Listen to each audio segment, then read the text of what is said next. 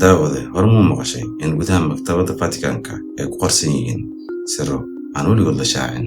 Marunba in halkaasi lagu hayo dukumeentiyo ka hadlaya xitaa waqtigii Nabi Ciise calayhi salaam.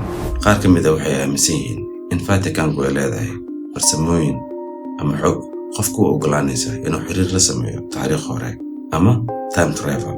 Assalaamu calaykum warahmatullaahi ta'ala wabarakaatuh. Kusoo dhawaada mar kale janaalkeena Xog Media iyo barnaamijkeena Xogta Caalamka. Anigu waa Maxamed Axmed Xirsi Dir.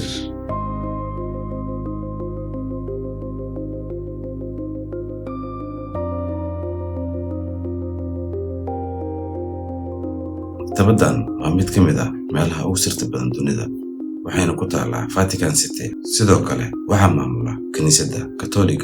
waxaa ku jira buugaag qadiimi ah in ka badan 1 milyan oo buug. Sidoo kale dukumeentiyo qarniyo hore ah iyo qoraallo aan weligood la shaacin ama bini'aadanku ay il saarin xitaa. Laakiin waxa dadka ka yaabiyay ayaa ah maxaa loo qariyay. waxaa jira sheeko caan ah oo sheegaysa in Vaticanku ay leedahay ama ay haysato qalab qofku u ogolaanaya inuu daawado dhacdooyin hore ama uu arko muuqaallo ku saabsan xilligii taariikhdii Nabi Ciise calayhi salaam. laakiin su'aashu weli way taagan tahay, marunba mise waa malawaal? Cilmi ahaan ma jirto wax caddayn ah oo muujinaya jiritaanka qalab sidaas ah.